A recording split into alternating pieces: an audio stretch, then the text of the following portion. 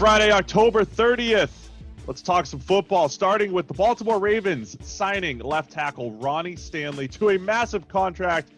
They get their left tackle for the future locked up instead of letting him hit free agency. Seth, your thoughts on the Ronnie Stanley deal? Yeah, I mean, I think this is a great deal for the Ravens, and especially what they want to do on offense. Like, I mean, look, everyone needs a good tackle no matter what offense they run.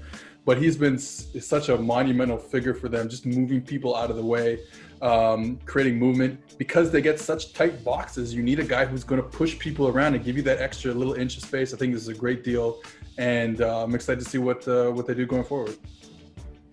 Yeah, I'm a big fan of this. I like him doing it in the middle of the 2020 season. I thought Brad Spielberger said it best, our cap analyst on Twitter, gives him some flexibility going into 2021, gets some of the signing bonus money in 2020. But he's been the best pass protecting tackle over the last 2 years by far. Two full grading points higher than any other tackle in PFF pass block grade. And, some people might say it's because the Ravens offense, he's kind of protected there, but it's not. When you look at the true pass, that's what, Steve, I know you're a big fan of. Lowest pressure rate in the NFL on true passes the last 2 years, 3.8%. That's 5 full percentage points lower than the NFL average. So I'm a big fan of this move. Yeah, you guys nailed it. Tresh, you're right. The true pass sets, we found that it's easier to pass protect on play action and against three-man rushes. It takes all of that stuff out of there. Stanley's been awesome. Him and David Bakhtiari kind of battling to become the new standard for pass blocking offensive tackles, and Stanley's got the highest grade over the last 2 years.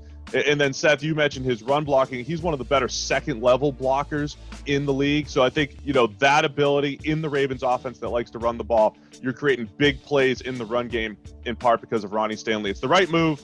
He's in the conversation to be the best tackle in the entire NFL. Let's look to this weekend. A couple huge division battles, starting with the NFC West, Seattle Seahawks and the San Francisco 49ers. Seth, what are you looking for in this one? The Seahawks have been playing with fire for quite a little bit, and it finally burned them against the Cardinals. Look, the Seahawks defense is just not good, and I don't think Jamal Adams is going to make that big a difference whenever he does come back. With that said, 49ers offense is not that good either, but they make it work, and that's the crazy thing. They absolutely make it work. They've had weird games in terms of offensively the past couple of weeks. Remember the Rams game? They didn't throw the ball at all down the field. All these jet, tap passes, and it works because you have one of the greatest offensive minds in the game in Kyle Shanahan. Interesting to see how that matchup goes because it's very different. Like I feel like the Seahawks get beat a little more down the field than the 49ers would like to play. So it'll be interesting to see if they can if the 49ers will be able to expand their offense a little bit and hit the Seahawks where they're the weakest. And then on the opposite side of the ball, it's another great matchup because you have a top 10 defense in San Francisco and you have obviously a top 10 offense with the Seahawks. So I'm really excited to see this one play out. And honestly, I kind of see the Seahawks dominating them. Oh, dominating. Yeah.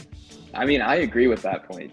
I wouldn't be surprised if the Niners won, but Russell Wilson is playing at a level that you cannot bet against. I mean, a 94.9 PFF grade right now, highest in the NFL. It's the second best we've ever seen through through week 7 in the PFF era, behind only Brady's 2007. And what I like is that they're not running the ball in situations when you should not be running the ball anymore. They are passing the ball. They're letting Russell Wilson do what he does best. That's why they've gone from 16th in per play efficiency to 4th on the offensive side of the ball this year. And I'm really looking forward to seeing how Russell Wilson's deep ball, how the Niners kind of defend that. Right now, I mean, not expected here. Highest graded deep passer, or it is expected, my bad. Highest graded deep passer in the NFL right now. Leader in deep touchdowns, big time throws too. Jason Verrett's playing at an incredible level right now. But everyone else, I'm kind of nervous about, with DK Metcalf and Tyler Lockett out there. So I'm going with Seattle. I would not be surprised if San Francisco won, but you just cannot bet against Russell Wilson right now. So Jason Verrett was the guy I was going to mention because, you look at last week, the Cardinals corners, the big, long, Patrick Peterson, Drake Kirkpatrick, that felt like a good matchup for Tyler Lockett. Maybe not as much for DK Metcalf, but DK this week, how does a little guy like Jason Verrett ever match up with DK Metcalf? I think he'll be okay against Lockett. If there's a DK versus Verrett matchup, I think we're going to see more Metcalf down the field. But here's my question. Does Seattle still trust Russell Wilson? Do they overrate the 3 interceptions? Do they pull them out of the kitchen, guys? Do they start running the ball? That's what I want to see this weekend. Do they say, last week we put it in Russ's hands? Sure, he was great for 90% of the game, but we lost because of turnovers, bad interceptions in the red zone, in the end zone, red zone once, end zone another time, and then essentially the game clincher. Do they pull Russ out of the kitchen this week? That's my question. Now let's get to the AFC North. Pittsburgh Steelers and Ronnie Stanley's Baltimore Ravens. I think this is the matchup of the week. Seth, what are you looking for? I'm looking for, I kind of said it last week with the Steelers and the Titans, but you're going against this run-heavy offense if you're the Steelers defense, and I want to see with the pressure that they put on, if they're able to create a lot of one-on-ones in the run game and then win those one-on-ones, either to make plays in the backfield or even just sustain one-on-ones and allow the backers to work free over the top to make plays in the run game. So I think that for me is the biggest, the most fun part of this game. And then on the other side of the field, man, the Pittsburgh offense is weird. Honestly, it's weird. They're really good. And Big Ben has turned into like Drew Brees in a sense. Alex Smith. Alex Smith, sure. And just being able to he's a veteran. He gets it. He understands where to go with the football. They're not pushing it down the field, and that's fine because he's been excellent and really everywhere else. So I'm excited to see how that plays out. Yeah, I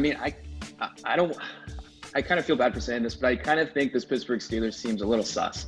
When you're looking at who they beat a bad Giants team, a bad Denver team, Houston and Philadelphia when Carson Wentz was still playing extremely bad. And then they got, I think the defense played well against Cleveland and Tennessee, but we're going to agree here. I would assume Baker Mayfield and Ryan Tannehill did not play well at all. I would say that was more about the quarterbacks playing bad and the defense is playing good and the game plan being that good. So this is kind of like their first true test for the undefeated Pittsburgh Steelers here. And what I'm looking forward to seeing most is this Baltimore blitz against Ben Roethlisberger. They're blitzing at the highest rate in the NFL. It's not Blitzburg anymore. It's Baltimore Ravens at 49% of the time. And they're allowing the second lowest EPA per play allowed in the NFL. Big Ben's getting the ball out quickly, so I'm kind of curious to see, because if he gets under pressure, he can't move anymore. Big Ben, he's staying, his mobility is just not there. So that's kind of what I'm keeping an eye on. And this is kind of the real first true test for the Pittsburgh Steelers. And I think we're going to find out whether or not they're for real or for not. The Ravens are blitzing like crazy, but they also add Yannick Ngakoue to the mix right now. So look at this year compared to last year. They have Ngakoue, they have Calais Campbell. Matthew Judon can be the number 3 pass rusher instead of the number 1. The Ravens are going to blitz, but they can also win those one-on-ones now. I want to see when the Ravens have the ball, though. Lamar and that offense, they have not run the ball at the same level of efficiency as they did last year. They were the 7th best. If you just ranked their run game against pass offenses, they were the 7th most efficient in the NFL last year. That's absurd. It's insane. It's impossible to recreate. They haven't been able to recreate it. So there's been a lot of games where it's a little bit more reliance on the pass game and Lamar making throws. Can he make those throws? Or do they try to run the ball a little bit against the number 1 PFF run defense in the Steelers? And even if they do, I don't know if it matters. I don't know if they have to actually win their blocks up front. This is a Lamar game. They haven't really been running him a ton. I think this is one of those games Lamar has 10 to 15 carries and has to, be a factor in the run game. I think you're going to look back in this game and say, look, the Ravens may not have played great, but it's going to come down to Lamar making throws and being a factor in the design run game. There's a lot of pressure, I think, on last year's MVP in this one against the Steelers. You want to get rid of me and get back to more great PFF YouTube content? All you have to do is push that button right there and subscribe. Thanks for watching.